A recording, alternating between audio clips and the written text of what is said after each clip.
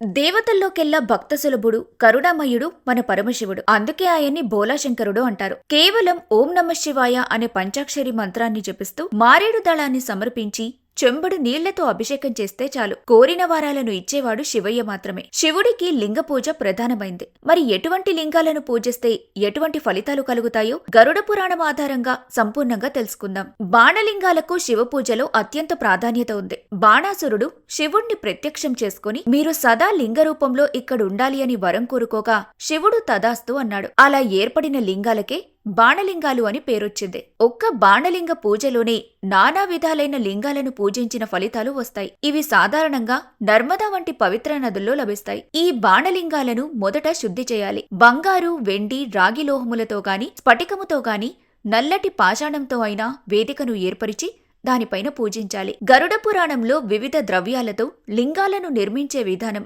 వాటి ఫలితాలు వివరించబడ్డాయి.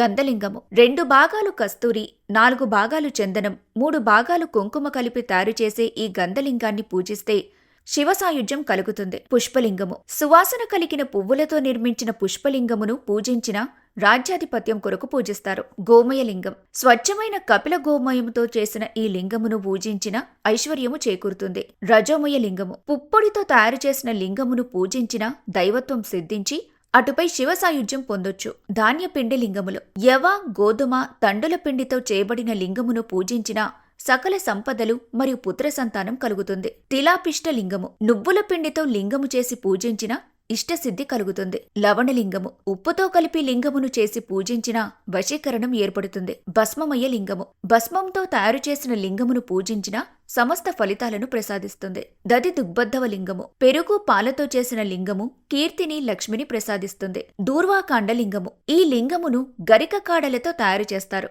దీన్ని పూజించడం వల్ల అపమృత్యువు నశిస్తుంది. కర్పూరలింగము కర్పూరంతో చేసిన లింగము మోక్షాన్ని అనుగ్రహిస్తుంది. స్ఫటికలింగము స్ఫటికలింగమును పూజించిన సర్వకామప్రదము, అంటే అన్ని కోరికలు తీరుతాయి. రజతలింగము ఈ లింగమును పూజించిన ఐశ్వర్యాన్ని వృద్ధి చేస్తుంది. పాదరసంతో చేయబడిన శివలింగం అష్టైశ్వర్యాలను అనుగ్రహిస్తుంది.